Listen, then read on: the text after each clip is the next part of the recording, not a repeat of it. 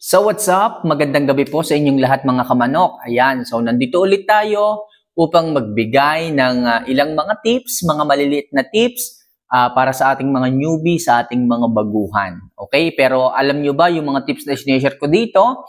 Maliit man ito pero napakalaki po ng po pwedeng maitulong sa inyong manukan. So at this moment of time, wala muna tayong katanungan na sasagutin sa comment section. Gusto kong pakinggan nyo muna yung i-share ko sa inyong tips tungkol sa ating mga alaga.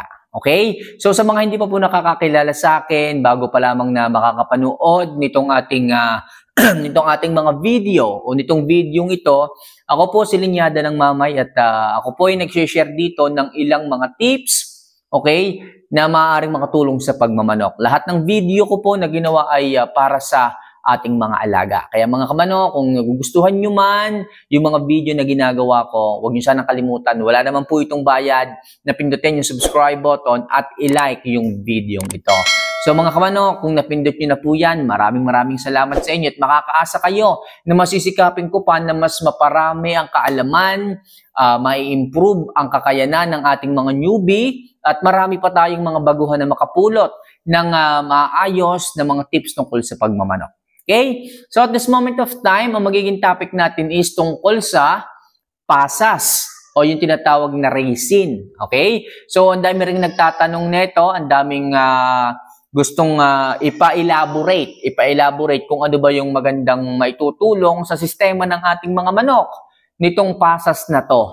Mga kamanok, pag sinabi pong pasas, ito po ay isang uri ng prutas. Okay? Sa madaling sabi, ito po ay pinatuyo na ubas. Okay? So, ibig sabihin, prutas nga ito at ano nga ba yung magandang na itutulong nito sa sistema ng ating mga manok. So, pag sinabi pong raisin, mga kamanok, yan po ay inihahalo natin sa pagkain o kaya naman ibinibigay natin kasabay ng pagkain ng ating mga manok. O pwede po natin yang ihalo sa pagkain, pwede natin gupitin, saka natin ihalo sa pagkain. O kaya naman po, pwede po nating irekta na pong isubo sa bibig ng ating mga alaga. Kamanok, anong magandang may tutulong niya sa katawan o sa sistema ng ating mga manok? Alam niyo po ba na itong raisin na to, ito po ay nakapagbibigay ng ay mas mabilis na metabolismo ng ating mga manok. Sa madaling sabi, tinutulungan po nitong pasas na to na mag-digest ng mabilis, ng maayos ang ating mga alaga.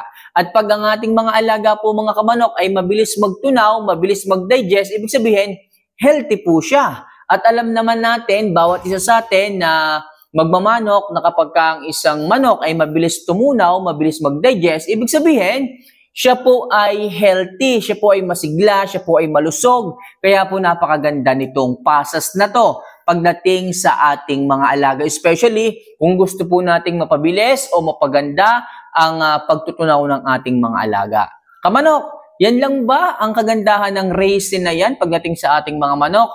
Meron pa po mga kamanok. Ito po ay nagbibigay ng extra glucose and fructose. Okay? So, halimbawa, ibinigay nyo po yung raisin, yung pasas, kasabay ng pagkain ng ating mga alaga, siya po ay nagpuproduce ng glucose. Okay? Dahil nga po, mas pinabibilis nito ang panunaw ng ating mga alaga, mas mabilis din po ang production ng glucose and fructose.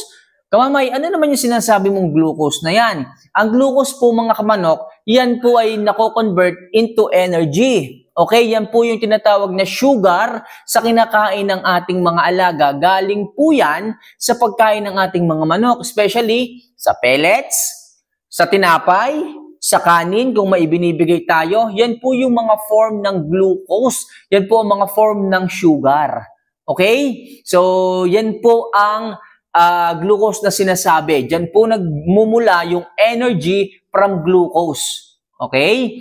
So, siya po ay mabilis na nagagamit ng ating mga alaga para yung pagkain na yon, yung pellets, yung kanin, o yung tinapay na ibinibigay sa inyong mga alaga, mabilis po niyang na-convert into energy. Kaya po ang ating mga alaga is nagiging mas masigla, mas nagiging aktibo, mas nagiging energetic dahil po dun sa glucose na yon. Sa madaling sabi, ready energy po yon. Okay? Mabilis pong enerhiya ang maaaring ibigay ng glucose sa ating mga alaga. Okay? Pag sinabi naman pong fructose, so isa rin po yung uri ng sugar, isa rin po siyang uri ng isa rin siyang uri ng energy na kung saan ito naman ay nanggagaling sa prutas. From itself, fructose, fruits, yan po ang nagpo-provide ng sugar, yung tamis nito ng prutas na yan, ng raisin na yan, nagpo-produce siya ng fructose. So, ano naman kamanok yung maitutulong ng fructose na yan sa sistema ng ating mga manok? Siya po ay nagbibigay din ng energy sa ating mga alaga, pero medyo matagal. Hindi kagaya ng glucose na mabilis ang pagbibigay niya ng energy. Sabihin, yung glucose, pag tinunaw ng manok yung pagkain, dahil nga sa raisin, dahil sa pasas, mas pinabibilis, mas mabilis din po ang conversion ng pagkain papunta sa energy. While itong fructose na to, yung tamis niya, yung sugar nito, dumadaan pa po sa liver ng ating mga manok. Okay? Doon pa siya dadaan bago siya ma-distribute sa iba't ibang part ng katawan ng ating mga alaga at maging energy. Medyo matagal-tagal po yun, mga kamanok. Okay? So, compared natin sa glucose, na kapag tinunaw, diretso na po yan sa dugo, diretso na po yan na i-distribute sa iba't ibang parte ng katawan ng ating mga manok. Pero parehas po silang, ibig sabihin, parehas po silang form of sugar. Parehas po silang pinagmumulan ng enerhiya o ng energy ng ating mga alaga, kaya sila ay mas nagiging malusog at masigla.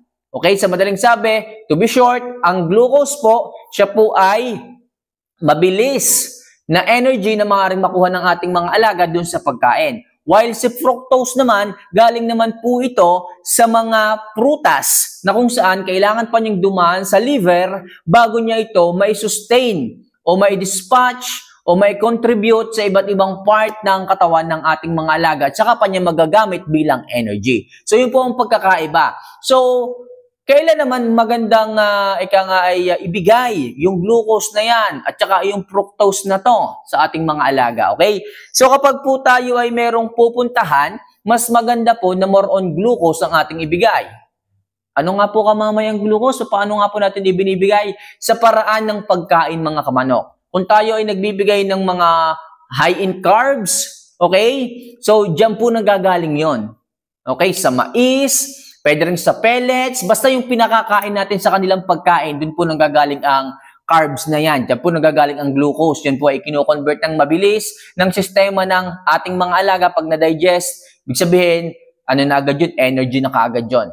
Okay? So ito namang si fructose, mga kamanok, mas maganda po ito kung ang ating mga alaga ay na-stress, o kaya naman ang ating mga alaga ay mabagal magtunaw, o kaya naman ang ating mga alaga ay galing sa ating pinuntahan at na-stress, yun po, saka po natin sila binibigyan ng fructose, which is yung mga hinog na saging, okay? Hinog na mangga, okay? Medyo matagal kasi ang formation ng energy nito, tumatagal po talaga sa sistema ng ating mga alaga. Mas maganda po yung sa recovery and anti-stress ng ating mga alagang mga manok. Kaya po mapapansin ninyo, after po na makapunta ng ating mga alaga sa dapat nating puntahan at umuwi ng bahay, ang ibinibigay po natin sa kanila is yung hinog na saging. O it's either hinog na mangga. Okay, mga prutas. Kasi nga po, mas matagal po ang pananatili ng fructose sa katawan ng ating mga alaga para mas magamit nila ng ating mga alaga yung tinatawag na energy. Okay? Mas mabilis po ang, mas matagal po ang pananatili sa katawan ng ating mga alaga para po magamit nila yung energy na yon sa kanilang katawan in the long run. Kaya po napakaganda po nung fructose pagdating sa ating mga alaga na nagre-recover sa stress. Okay? So sana nagigets niyo po, mga kamanok. So ilang beses naman po, ilang piraso naman po ang dapat ibigay sa isang manok kung halimbawa tayo ay magbibigay nito. So, 2 hanggang 3, okay na po yun, mga kamanok. Gupitin nyo po, pwedeng ihalo sa pagkain, pwedeng rektang isubo sa bibig. Napakaganda po niyan sa pag-digest ng ating mga alaga at sa pag-produce ng fructose at glucose na maaari pong magamit ng ating mga alaga para mas maging malusog po sila. Huwag lang po kayong magbibigay mga kamanok ng mga pasas na nagkapit-kapit na. Kailangan malambot, huwag pong matigas. Baka po sa halip na mabilis magtunaw yung manok, mahirapan dahil matigas yung ibinigay ninyong pasas. Okay? So, sa mga naghahanap dyan, sa mga gustong mag-try nito, ilalagay ko na lang po dito sa, hindi ko alam kung dito o dito lalabas. I-click nyo na lang po yung picture na yon para matry nyo po yung ganda ng pasas na to pagdating sa ating mga alaga.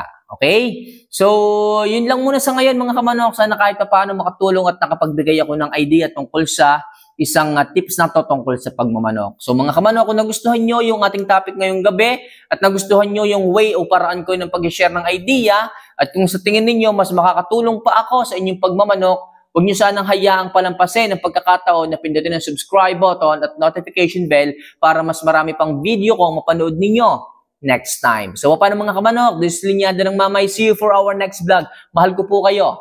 Paalam.